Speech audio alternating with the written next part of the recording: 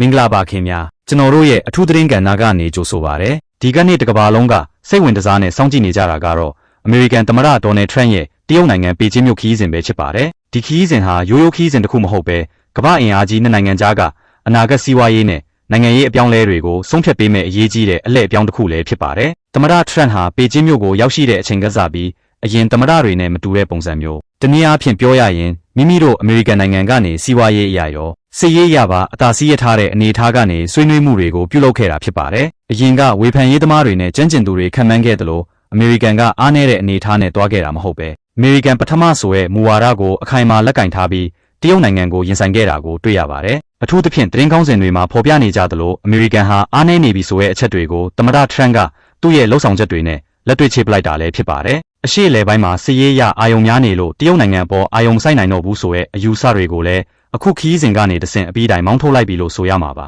သမ္မတထရန့်ကအခုလိုပြောကြားခဲ့ပါတယ်ကျွန်တော်တို့နိုင်ငံဟာအခုအချိန်မှာအားနည်းတဲ့အနေအထားမှာမရှိပါဘူးကျွန်တော်တို့မှာအခွန်စည်းကြပ်မှုတွေကနေရရှိလာတဲ့အင်အားကြီးမားတဲ့လက်နက်တွေရှိနေပါတယ်ဒါကြောင့်တရုတ်နိုင်ငံနဲ့ဆက်ဆံတဲ့အခါမှာအင်အားရှိတဲ့အနေအထားကနေပဲဆက်ဆံသွားမှာပါလို့သူကအခိုင်အမာဆိုခဲ့တာဖြစ်ပါတယ်ဒါအပြင်အရင်အစိုးရတွေလက်ထက်မှာအမေရိကန်ရဲ့အလုပ်ကိုင်တွေတရုတ်နိုင်ငံစီပါသွားတာမျိုးနေပညာတွေခိုးယူခံရတာမျိုးတွေကိုလည်းဒီတစ်ကြိမ်မှာတော့အဖြစ်မခံတော့ဘူးလို့ပြက်ပြက်သားသားသတိပေးခဲ့ပါတယ်။ဒါဟာအမေရိကန်နိုင်ငံရဲ့ထုတ်ကုန်တွေနဲ့စက်ရုံတွေကိုပြန်လည်အကာအကွယ်ပေးမဲ့လုပ်ရက်လည်းဖြစ်ပါတယ်။ပေကျင်းမြို့ဟာသမ္မတထရန့်ရဲ့ခီးစဉ်အတွက်တကယ့်ကိုထဲဝါလုံးတဲ့အခမ်းအနားတွေနဲ့ပြင်ဆင်ထားခဲ့တာပါ။ထူးခြားချက်တစ်ခုကတော့သမ္မတထရန့်ဟာလွန်ခဲ့တဲ့နှစ်ပေါင်း90အတွင်းမှာကွန်ပျူတာဖျားကျောင်းတော်ကြီးတဲ့ကိုပထမဦးဆုံးခြေချခွင့်ရတဲ့အမေရိကန်သမ္မတဖြစ်လာခဲ့တာပါ။ဒီကျောင်းတော်ကြီးဟာ1400ပြည့်နှစ်တွေကတည်းကတည်ဆောက်ခဲ့တာဖြစ်ပြီးရှေးခေတ်တရုတ်ဧကရာဇ်တွေပဲရာသီဥတုကောင်းမွန်ဖို့ဆူတောင်းခဲ့တဲ့တန်ရှင်းမြင့်မြတ်တဲ့နေရာတစ်ခုဖြစ်ပါတယ်။အဲဒီနောက်မှာတော့တရုတ်နိုင်ငံရဲ့ခမ်းမဆောင်ကြီးရှေ့မှာသမ္မတရှီကျင့်ဖျင်နဲ့သမ္မတထရန့်တို့တွေ့ဆုံခဲ့ကြပါတယ်။ဒီနေရာမှာလူများအာယုံစိုက်ခဲ့ကြတာကတော့သူတို့နှစ်ဦးရဲ့လက်ဆွဲနှုတ်ဆက်မှုပဲဖြစ်ပါတယ်။သူတို့ဟာ15စက္ကန့်ကြာအောင်လက်ဆွဲနှုတ်ဆက်ခဲ့ကြပြီး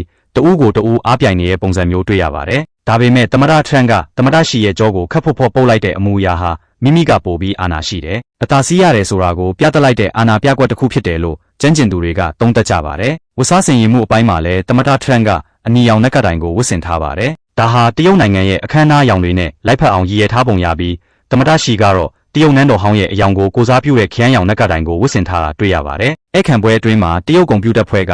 အမေရိကန်နိုင်ငံတော်တခြင်းကိုတီးခတ်ပေးခဲ့တယ်လို့တရုတ်ကလေးငယ်လေးတွေရဲ့ကပြဖျော်ဖြေမှုတွေကလည်းသမ္မတထရန့်ကိုတကယ့်ကိုသဘောကျသွားစေခဲ့ပါတယ်။သမ္မတထရန့်ကဒီကလေးလေးတွေဟာတကယ့်ကိုလှပပြီးအံ့ဩဖို့ကောင်းပါတယ်လို့တောင်ချီးကျူးစကားဆိုခဲ့တာပါ။အဲ့ဒီနောက်ခေါင်းဆောင်နှစ်ဦးဟာတီးတန့်ဆွေးနွေးပွဲကို2နာရီကျော်ကြာအောင်ပြုလုပ်ခဲ့ကြပါတယ်။ဒါဟာသတ်မှတ်ထားတဲ့အချိန်ထက်ပိုပြီးကြာမြင့်ခဲ့တာဖြစ်လို့ဆွေးနွေးမှုတွေကတကယ့်ကိုအရေးပါပြီးထိရောက်မှုရှိခဲ့ရလို့ဆိုနိုင်ပါတယ်။မျက်စာစားပွဲမှာလည်းတရုတ်နိုင်ငံရဲ့နမိတ်ကြီးပေကျင်းပဲခင်အပါအဝင်အကောင်းဆုံးအစားအစာတွေနဲ့တီခင်းဧည့်ခံခဲ့တယ်လို့သမ္မတထရန့်နှစ်သက်တဲ့ YNCA တချင်းကိုတောင်တရုတ်ဒူရီယာတွေနဲ့တီးခတ်ဖျော်ဖြေခဲ့ကြပါသေးတယ်။ဒီလိုခမ်းနားတဲ့ဧည့်ခံမှုတွေနောက်ွယ်မှာဘလို့စီးပွားရေးသဘောတူညီချက်တွေပါဝင်လာမလဲဆိုတာကတော့တကယ့်ကိုစိတ်ဝင်စားဖို့ကောင်းပါတယ်။သမ္မတထရန့်ဟာပေကျင်းမြို့ကိုတွားရောက်တဲ့အခါမှာအမေရိကန်ရဲ့ထိပ်တန်းစီးပွားရေးလုပ်ငန်းရှင်ကြီး30ကျော်ကိုပါတပါတဲ့ခေါ်ဆောင်သွားခဲ့တာပါ။အဲ့ဒီထဲမှာကမ္ဘာအချမ်းသာဆုံးပုဂ္ဂိုလ် Elon Musk နဲ့နည်းပညာလောကရဲ့ထိပ်သီးကုမ္ပဏီကြီးတွေဖြစ်ကြတဲ့ Apple နဲ့ Nvidia တို့ရဲ့အမှုဆောင်ရာရှိချုပ်တွေလည်းပါဝင်ပါတယ်။ဒီခီးစဉ်ရဲ့အကြီးမားဆုံးအောင်မြင်မှုတစ်ခုကတော့တရုတ်နိုင်ငံအနေနဲ့အမေရိကန်နိုင်ငံထုတ်ဘိုးအင်းလေယာဉ်အစင်းရေ200အထိဝယ်ယူဖို့ကတိပြုလိုက်တာပဲဖြစ်ပါတယ်။ဒါဟာအမေရိကန်နိုင်ငံအတွင်းမှာရှိတဲ့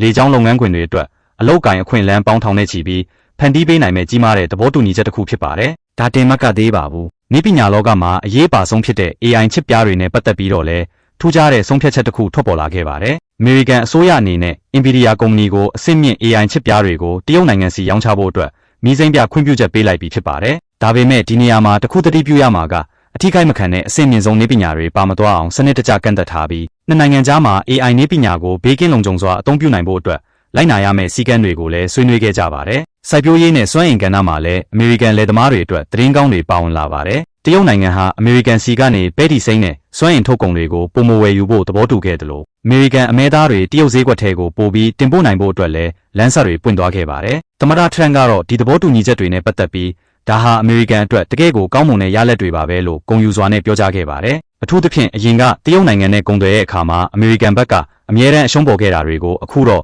့အခွန်စည်းကြပ်မှုတွေနဲ့အင်အားပြပြီးအသာစီးရအောင်ပြန်လည်လှုပ်ဆောင်နိုင်ခဲ့တာဖြစ်ပါတယ်။အခုလိုစီးပွားရေးအရအောင်မြင်မှုတွေရရှိခဲ့ပေမဲ့နိုင်ငံရေးနဲ့စစ်ရေးအရတင်းမာနေတဲ့ထိုင်ဝမ်ရေးနဲ့တခြားသောနယ်ပယ်တွေမှာရောဘလို့တတိပေးမှုတွေလုပ်ခဲ့တယ်လဲဆိုတာကတော့တကယ့်ကိုစိတ်ဝင်စားဖို့ကောင်းပါတယ်။အခုဆက်လက်တင်ဆက်ပေးမှာကတော့စီးပွားရေးသဘောတူညီချက်တွေအပြင်နိုင်ငံရေးနဲ့စစ်ရေးအရ အလွန်ရေးပါတဲ့အခြေအနေတွေအကြောင်းပဲဖြစ်ပါတယ်။ဒီခီးစဉ်အတွင်းမှာလူအများဆုံးအာရုံစိုက်ခဲ့ကြတဲ့အချက်တစ်ခုကတော့ထိုင်ဝမ်ရေးပဲဖြစ်ပါတယ်။ အမေရိကန်ကိုယ်စားလှယ်အဖွဲ့ကတရုတ်နိုင်ငံကိုပြက်ပြက်သားသားတတိပေးခဲ့တာကတော့ထိုင်ဝမ်ကိုအင်အားသုံးပြီးအတင်းတမပြန်လည်ပေါင်းစည်းဖို့စ조사မယ်ဆိုရင်ဒါဟာတစ်ကမ္ဘာလုံးဆိုင်ရာအကျိုးဆက်တွေကိုရင်ဆိုင်ရလိမ့်မယ်ဆိုတာပါပဲ။အထူးသဖြင့်ထိုင်ဝမ်ဟာကမ္ဘာအဆင့်မြင့်ဆုံးစီမီကုန်တတ်တာချစ်ပြားတွေရဲ့90%ကျော်ကိုထုတ်လုပ်နေတဲ့ AI ကျွန်းစုဖြစ်တာကြောင့်ဒီနေရာကိုစစ်မီးကူးသွားအောင်အဖြစ်မခံနိုင်ဘူးဆိုတာကိုအမေရိကန်ကရှင်းရှင်းလင်းလင်းပြောကြားခဲ့ပါတယ်။တရုတ်သမ္မတရှီကျင်းဖျင်ကတော့သူတို့ရဲ့ရည်တည်ချက်ဖြစ်တဲ့ပြန်လည်ပေါင်းစည်းရေးဆိုတာဟာမလွဲမသွေဖြစ်လာရမယ့်အရာလို့ဆိုပါတယ်။ဒါပေမဲ့သူက 2CDD stats ဆိုတဲ့စကားလုံးကိုကိုးကားပြီးအင်အားကြီးနိုင်ငံဟောင်းအမေရိကန်နဲ့အင်အားကြီးနိုင်ငံသစ်တရုတ်တို့ကြားမှာတိုက်ရိုက်စစ်ရေးအရထိပ်တိုက်တွေ့ဆုံမှုကိုရှောင်ရှားခြင်းနဲ့ရန်သူတွေထက်စရင်မိဖက်တွေအဖြစ်ရှိနေခြင်းတယ်လို့ပြောကြားခဲ့ပါတယ်။ဒါအပြင်အီရန်နိုင်ငံနဲ့ပတ်သက်တဲ့အရေးကိစ္စတွေကိုလည်းခေါင်းဆောင်နှစ်ဦးအကြေအလဲဆွေးနွေးခဲ့ကြပါတယ်။အမေရိကန်ဘက်ကတော့တရုတ်နိုင်ငံအနေနဲ့အီရန်အပေါ်မှာရှိနေတဲ့သူ့ရဲ့ဩဇာအာဏာကိုအသုံးချပြီးဒေသတွင်းတည်ငြိမ်မှုရှိအောင်ကူညီပေးဖို့တောင်းဆိုခဲ့တာပါ။ဒီနေရာမှာသမ္မတထရန့်ရဲ့ကင်တွယ်ပုံကထူးခြားပါတယ်။သူကတရုတ်နိုင်ငံကိုပြင်းပြင်းထန်ထန်ဝေဖန်တာမျိုးထက်အင်အားရှိတဲ့အနေအထားကနေဆွေးနွေးပြီးသူတို့ရဲ့အကျိုးစီးပွားကိုအကာအကွယ်ပေးခဲ့တာပါ။ဥပမာအားဖြင့်နေပညာတွေခိုးယူခံရတာမျိုးဒါမှမဟုတ်အမေရိကန်ရဲ့အမျိုးသားလုံခြုံရေးကိုထိခိုက်စေမဲ့လုပ်ရမျိုးတွေကိုတော့လုံးဝလက်ခံမှာမဟုတ်ဘူးလို့ပြက်ပြက်သားသားသတိပေးခဲ့ပါတယ်။အခုလိုနိုင်ငံရေးအရအားပြိုင်မှုတွေရှိနေပေမဲ့ခေါင်းဆောင်နှစ်ဦးကြားမှာတော့အရင်ကထက်ပုံမကောင်းမွန်တဲ့ဆက်ဆံရေးမျိုးကိုမြင်တွေ့ခဲ့ရပါတယ်။သမ္မတထရန့်ကတော့ကျွန်တော်တို့မှာမတူညီတဲ့အမြင်တွေရှိနိုင်ပေမဲ့တရုတ်နိုင်ငံတိုးတက်လာတာဟာအမေရိကန်ရဲ့အကျိုးစီးပွားကိုထိခိုက်စေတဲ့အထိတော့အဖြစ်မခံနိုင်ဘူးလို့သူ့ရဲ့မူဝါဒကိုထပ်လောင်းအတည်ပြုခဲ့ပါတယ်။အခုနောက်ဆုံးအနေနဲ့တင်ဆက်ပေးမှာကတော့သမ္မတထရန့်ရဲ့တရုတ်နိုင်ငံခီးစဉ်ကနေထွက်ပေါ်လာတဲ့နောက်ဆုံးရလဒ်တွေနဲ့အနာဂတ်အလားအလာတွေအကြောင်းပဲဖြစ်ပါတယ်။ဒီခီးစဉ်ရဲ့အကျိုးသက်ရောက်မှုဟာဆွေးနွေးပွဲခန်းမထဲမှာတင်ရပ်တန့်မနေပဲအမေရိကန်ရဲ့စီးပွားရေးလောကပေါ်မှာလည်းကြီးမားတဲ့ရိုက်ခတ်မှုတွေရှိခဲ့ပါတယ်။အထူးသဖြင့်သမ္မတထရန့်တရုတ်နိုင်ငံမှာရှိနေစဉ်အတွင်းမှာပဲအမေရိကန်စားတော်ဈေးကွက်ဟာစံချိန်တင်အောင်မြင့်တက်ခဲ့ပြီးဒေါ်ဂျုံးစ်အညွန့်ကိန်းဟာတမိုင်းတစ်လျှောက်ပထမဦးဆုံးအကြိမ်အဖြစ်9000ကျော်အထိရောက်ရှိသွားခဲ့ပါတယ်။ဒါဟာအမေရိကန်ရဲ့စီးပွားရေးအင်အားတောင်တင်းလာတာကိုပြသလိုက်တာဖြစ်တယ်လို့သမ္မတရဲ့မူဝါဒတွေအပေါ်လူတို့ကယုံကြည်မှုရှိတာကိုလည်းသက်သေပြလိုက်တာပဲဖြစ်ပါတယ်။ခီးစဉ်ရဲ့ညီကုန်းချုပ်အနေနဲ့သမ္မတထရန့်ကတရုတ်သမ္မတရှီကျင်းဖျင်နဲ့ဇနီးဖြစ်သူတို့ကိုလာမယ့်စက်တင်ဘာလ24ရက်နေ့မှာအမေရိကန်နိုင်ငံအိမ်ဖြူတော်ကိုလာရောက်လည်ပတ်ဖို့အတွက်တရားဝင်ဖိတ်ကြားစာကမ်းလှမ်းခဲ့ပါတယ်။ဒါဟာနှစ်နိုင်ငံကြားမှာရှိနေတဲ့တင်းမာမှုတွေကိုလျှော့ချပြီးရေရှည်ပူးပေါင်းဆောင်ရွက်မှုတွေလှုပ်ဆောင်သွားဖို့လမ်းတစ်ခုလည်းဖြစ်ပါတယ်။ရှေ့ဆက်လှုပ်ဆောင်မဲ့အစီအစဉ်တွေထဲမှာတော့နှစ်နိုင်ငံကြားကပုံမှန်ကုန်သွယ်ရေးနဲ့ယင်းနှိမ့်မြုံနှံမှုတွေကိုစနစ်ကျစောင့်ကြည့်စီမံခန့်ခွဲနိုင်ဖို့အတွက်ကုန်သွယ်ရေးဖို့အဖွဲ့နဲ့ယင်းနှိမ့်မြုံနှံမှုဖို့အဖွဲ့ဆိုပြီးတည်တံ့အဖွဲ့အစည်းတွေကိုဖွဲ့စည်းသွားဖို့ရှိနေပါတယ်။ဒီအဖွဲ့တွေဟာအထီးကိုက်မခံတဲ့နည်းပညာနယ်ပယ်တွေကလွယ်ရင်